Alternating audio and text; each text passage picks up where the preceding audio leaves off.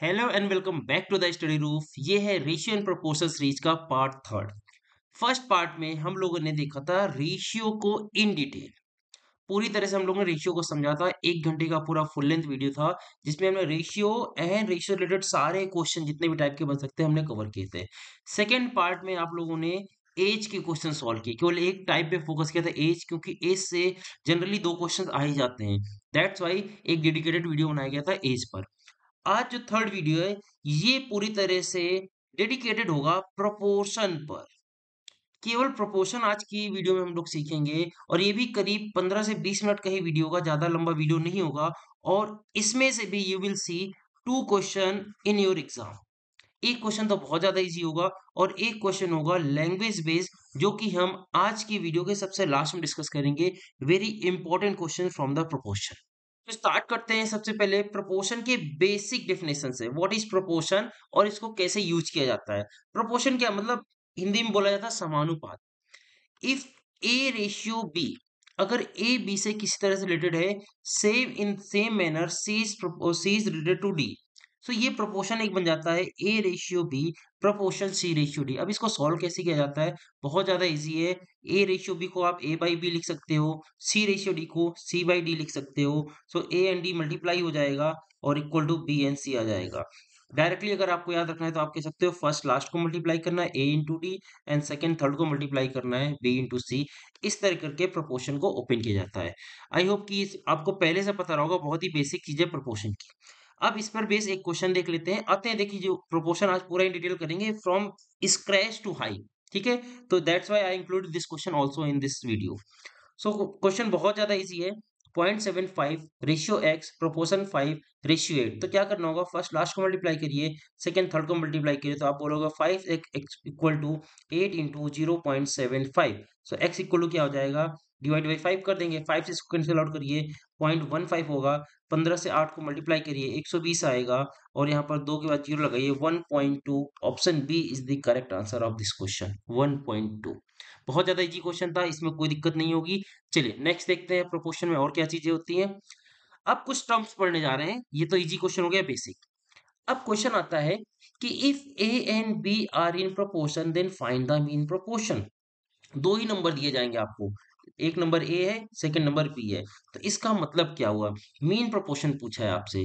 तो प्रोपोर्शन में होने का मतलब ये होता है, इसके एक बार इसको फुल लेंथ लिख देते हैं फिर शॉर्टकट बता देंगे। प्रोपोर्शन में होने का मतलब ये होता है A ratio X proportion X ratio B. जब भी मीन प्रोपोर्शन फाइंड करने को बोला जाएगा और ए और बी प्रोपोर्शन में होंगे तो हमें इस फॉर्मेट में लिख देना है। इस फॉर्मेट में लिखोगे तो फर्स्ट लास्ट मल्टीप्लाई करके ए बी बन जाएगा, सेकंड थर्ड मल्टीप्लाई करोगे तो एक्स स्क्वायर आएगा, X square equal to A B. X की वैल्यू कितनी आ गई, अंडर रूट ए बी। इसी को बोला जाता है मीन प्रोपोर्शन। तो यही शॉर्टकट है, इसको याद रखेंगे तो भी काम चल जाएगा। अगर आपसे पूछा गया है find the mean proportion of A B, तो क्या करना है आपको, अंडर रूट ए बी। बहुत ज्यादा easy as well as important term है, ठीक है, इसमें कोई दिक्कत नहीं होगी। अब आगे देखते हैं दो और टर्म। पहला है फोर्थ प्रोपोर्शन, दूसरा है थर्ड प्रोपोर्शन। फोर्थ प्रोपोर्शन में आपको तीन नंबर्स गिवन होंगे, ए बी सी।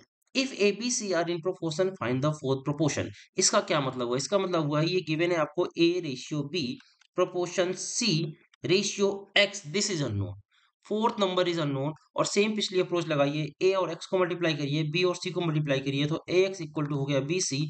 तो एक्स की वैल्यू क्या हो जाएगी, B C by A.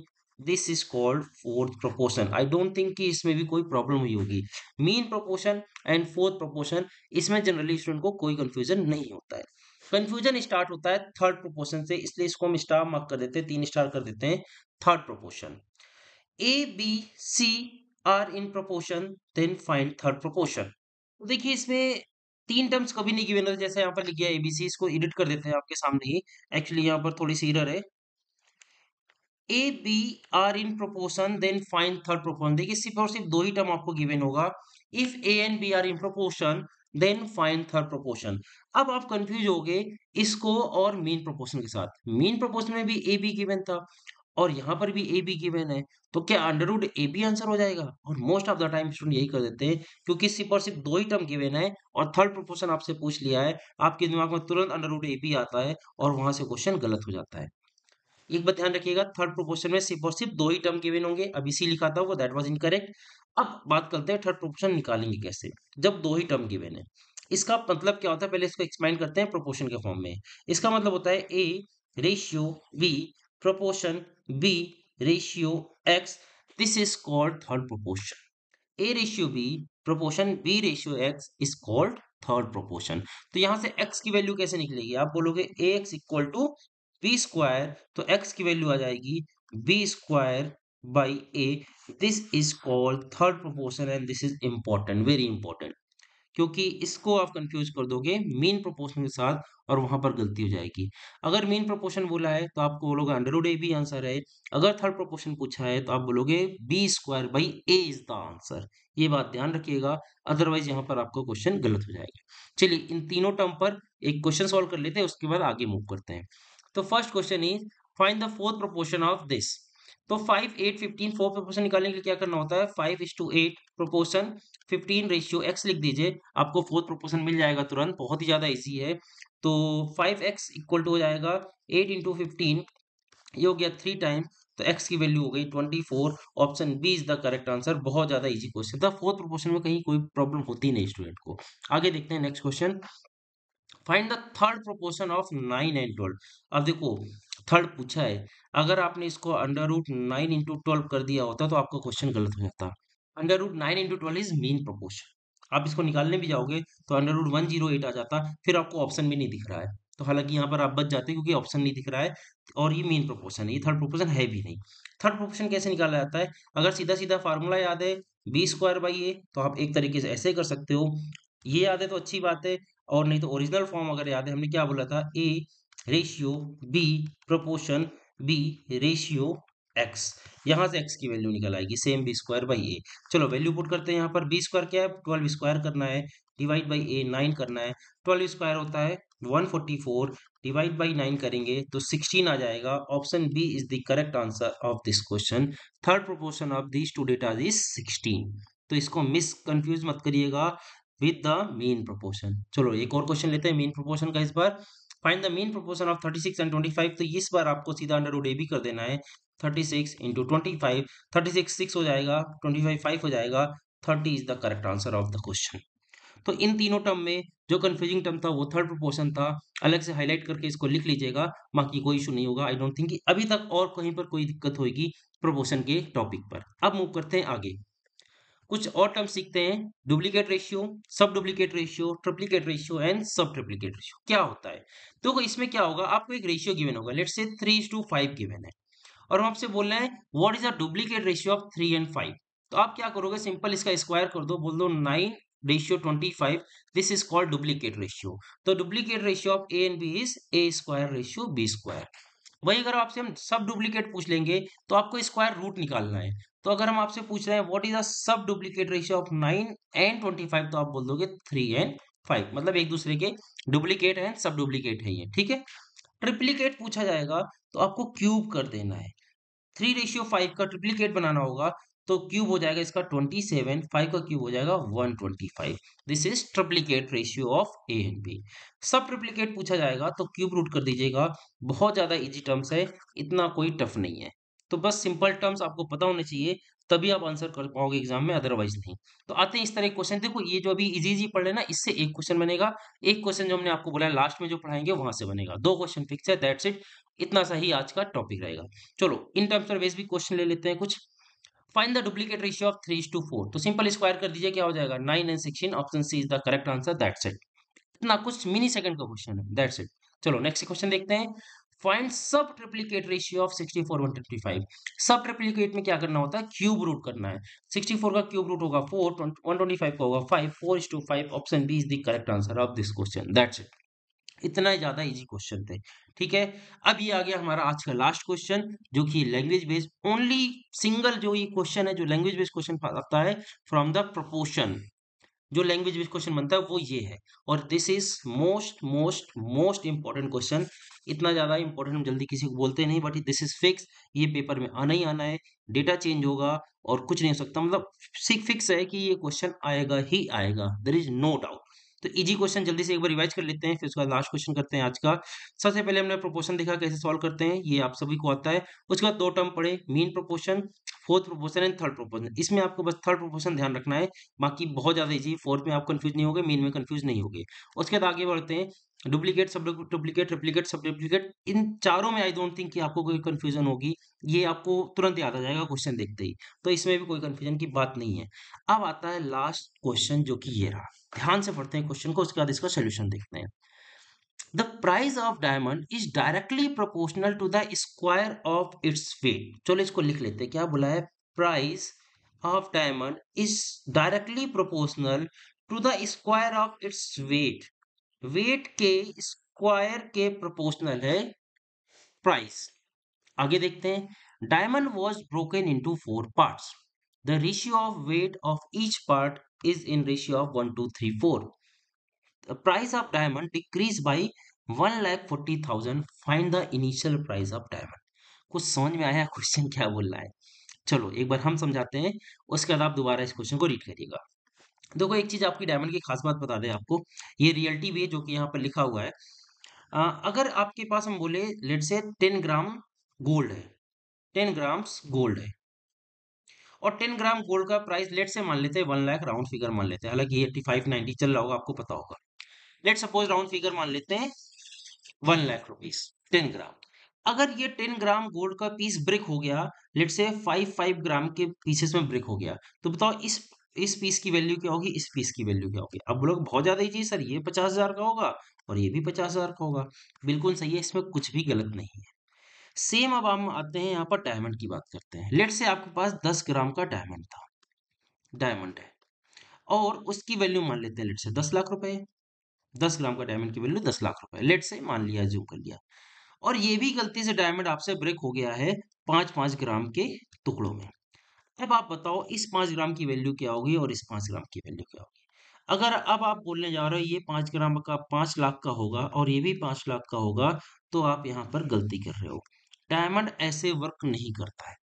Gold और सारी चीज ऐसे वर्क कर जाएंगी, बट डायमंड एक्चुअल में जो भी प्रीशियस जो आइटम्स हैं, या आप बोल सकते हो जो कुछ मोती होते हैं स्पेशली, ये सब ऐसे वर्क नहीं करते हैं। इनकी वैल्यू अलग ही तरह से वेरी करती है। लाइक यहाँ पर भी लिखा हुआ है, price is directly proportional to the weight square. ये तो बस एक एग्जांपल रखा हुआ है। डायमंड शार्पली इंक्रीज कर जाएगा प्राइस अगर वेट आपका इंक्रीज कर गया। ये इक्वल डायरेक्टली प्रोपोर्शनल नहीं होता, 5-5 लाख का नहीं बचेगा। जैसे ही आप ये ब्रेक कर दोगे ना, हो सकता है ये केवल आपको 1-1 लाख का मिल जाए। 1 लाख का 5 ग्राम, 1 लाख का 5 ग्राम, लेकिन जैसे ही आप 10 ग्राम लोगे तो 10 लाख लेगा आपसे दुकानदार। इसका कोई फार्मूला नहीं है डायमंड का प्राइस कैलकुलेट करने का, सीधा पीसेस वाइज आता है। ये पीस इतना बड़ा है, ये इतने का मिलेगा, ये पीस छोटा है, ये इतने का मिलेगा, बात खत्म। उसमें कोई इस तरह की कैलकुलेशन नहीं वर्क करेगी जो कि गोल्ड में वर्क करती है। ये रियलिटी है। अब देखते हैं, इसी रियलिटी के बेस पर यहाँ पर क्वेश्चन बना हुआ है कि price of diamond is directly proportional to the square of its weight. Diamond was broken into 4 parts. Ratio of weight, ये 4 पार्ट का रेशियो गिवन है, और इससे इसकी वैल्यू डिक्रीज हो गई 1,40,000। जैसे हमने बोला ना, 1-1, 2 लाख, अगर ये टूट गया तो देखो कितनी हम डिक्रीज कर दी, 8 लाख डिक्रीज कर दी सीधी। 10 ग्राम खरीद रहे थे तो 10 लाख का था, लेकिन 5-5 ग्राम के दो हैं तो 2 ही लाख बन रहा है। यही हमने बोला शार्पली डिक्रीज हो जाती है जैसे ही टूट जाएगा। तो अब इस क्वेश्चन को देखते हैं। जब आपके पास 1 ग्राम, 2 ग्राम, 3 ग्राम और 4 ग्राम के वेट रहे होंगे, ये हो गया 4 पार्ट, और अगर ये टूटा नहीं होता तो इसको ऐड कर दीजिए, कितने ग्राम का डायमंड होगा, 4-3-7 दोनों 1 10, 10 ग्राम का डायमंड होगा। 10 ग्राम का डायमंड होगा तो प्राइस डायरेक्टली प्रोपोर्शनल होता है।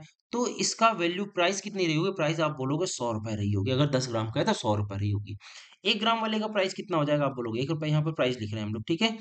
2 ग्राम वैल्यू हो जाएगी 4 रुपए, 3 ग्राम की 9 रुपए, और 4 ग्राम की कितनी हो गई, 16 रुपए हो गई। अब अगर चारों के प्राइस को ऐड कर दो तो कितना मिलेगा, 16, 9, 25, 4, 29, 31, 30 रुपए बन रही है। अगर ये टूट गया और वही टूटा नहीं था तो 100 रुपए वैल्यू थी, तो देखो प्राइस डिप्रिसिएट हो गया आपका, डिक्रीज हो गया। कितना डिक्रीज हुआ प्राइस, आप बोलोगे 70 रुपए डिक्रीज हुआ, या फिर 70x लिख देते हैं क्योंकि ये रेशियो लिखा हुआ है। 70x की वैल्यू एक्चुअल में दी हुई है आपको 1,40,000। आपने जब रेशियो वाइज कैलकुलेट किया तो कितना डाउन हो रही थी वैल्यू, 70x, लेकिन एक्चुअल में डाउन हुई है 1,40,000 रुपए। तो ये जीरो जीरो कैंसिल आउट हो गया, एक्स की वैल्यू आ गई आपके पास 2 and 1000, यानी एक्स की वैल्यू 2000 हो गई। आपसे क्या पूछा गया है, what is the initial price of diamond, initial price कितना था 100x था, 100 से मल्टीप्लाई करा दीजिए तो आंसर क्या मिल जाएगा आपको, option C 2 lakh rupees was the initial price of the diamond. This is the solution. एक बार इसको दोबारा सॉल्व कर देते हैं क्योंकि ये बहुत ज्यादा इंपॉर्टेंट क्वेश्चन है और यहाँ पर काफी भर भी गया है। एक ब्लैंक पेज लेते हैं आपके सामने, उसके बाद इसको दोबारा एक बार सॉल्व कर देते हैं, इसी को कॉपी कर लेते हैं क्वेश्चन को and let's solve this question again. देखिए ध्यान से समझने की कोशिश करिएगा। सबसे पहले बोला है price is directly proportional to the weight square. ये क्वेश्चन अब वैसे ये बता दें फिक्स क्वेश्चन है, हमेशा ही बोला जाएगा प्राइस के स्क्वायर के बराबर है। और रेशियो कुछ दे देगा, 1 2 3 4 लिखा हो सकता है 2 3 4 5 दे दे, ऐसे ही हमेशा देगा। इसलिए हम यहाँ पर क्यूब वगैरह नहीं कर रहे हैं क्योंकि हमेशा फिक्स यही क्वेश्चन ही पूछा जाता है। बस डेटा चेंज होगा, 1 2 3 4 की जगह 2 3 4 5 कर देगा। और यहाँ पर कुछ 1,40,000 की जगह हो सकता है 40,000 ही लिख दे या 2 लाख लिख दे, कुछ भी लिख सकते हैं। Got it. इतना ही चेंजेस होगा और कुछ भी चेंजेस नहीं होगा। अब देखो पहला जो वेट था ओरिजिनल वेट था 10 ग्राम। ये कैसे पता चला, जब आप इन चारों को ऐड कर दोगे 10 ग्राम। 10 ग्राम वाला डायमंड टूट के 4 हिस्सों में बढ़ गया, 1 ग्राम, 2 ग्राम, 3 ग्राम और 4 ग्राम, टोटल 10 ग्राम हो गया। 10 ग्राम का एक जब बड़ा सा डायमंड रहा होगा उसकी वैल्यू हो जाएगी वेट के स्क्वायर मतलब 100 रुपए हो जाएगी। जो ये टूट गए हैं इनकी वैल्यू 1 ग्राम की वैल्यू 1 रुपए ही रह जाएगी, 2 ग्राम की वैल्यू 4 रुपए, 3 ग्राम की वैल्यू 9 रुपीज, 4 ग्राम की वैल्यू 16 रुपए। इन चारों को ऐड कर दोगे तो आपको इन टुकड़ों का रेट टोटल बदल जाएगा जो कि है 30 रुपए। तो अब आप देख रहे हो 100 रुपए जिसकी वैल्यू थी 100 10 ग्राम की, अब भी आपका 10 ग्राम है लेकिन टुकड़ों में है, लेकिन इसकी वैल्यू अब 30 रुपए हो गई। कितनी डिप्रिशिएट हुई है, आप बोलोगे 70 रुपए डिप्रिशिएट हुई है। 70 रुपए डिप्रिशिएट आपके रेशियो के हिसाब से हुई क्योंकि आपने ये सब रेशियो में सॉल्व कर रहे हो। जिसकी एक्चुअल वैल्यू थी ये 1,40,000 डिप्रिशिएट हो गया। 70 की वैल्यू आप लिखोगे 1,40,000, तो एक की वैल्यू आप निकाल दोगे जो कि आ गई 2,000 रुपए। आपसे पूछा है इनिशियल प्राइस क्या था डायमंड का, 100 रुपए है। 100 की वैल्यू आप निकाल दो, 100 की वैल्यू हो जाएगी 2 लाख रुपए हो जाएगी। Option C is the correct answer of this question. I hope अब आपको ये क्वेश्चन समझ में आ गया होगा। 2 बार हमने सॉल्व कर दिया because this is very very important question, मतलब इतना इंपॉर्टेंट कि ये पेपर आउट क्वेश्चन है। अब इससे ज्यादा क्या ही बोलना, आप समझदार हो। And that's it for the proportion topic. इससे ज्यादा प्रोपोर्शन में कुछ नहीं आता। सबसे पहले कुछ हम लोग ने इजी क्वेश्चन देखे और ये लास्ट में अच्छा क्वेश्चन, टफ तो नहीं है, अच्छा क्वेश्चन था और इसको इन डिटेल हमने टाइम लेकर समझ लिया। नेक्स्ट टॉपिक होगा हमारा पार्टनरशिप, जो कि अगेन इंपॉर्टेंट टॉपिक है। जो छोटे-छोटे हम टॉपिक बना रहे हैं आपको इसलिए छोटे-छोटे बना रहे हैं क्योंकि ये बहुत ज़्यादा इंपॉर्टेंट है। यहाँ से फिक्स 2-2 3-3 क्वेश्चन बन जाते हैं। तो नेक्स्ट क्लास में देखेंगे पार्टनरशिप। मिलते हैं नेक्स्ट क्लास में, तब तक हँसते रहें, मुस्कुराते रहें, कीप लर्निंग, कीप ग्रोइंग।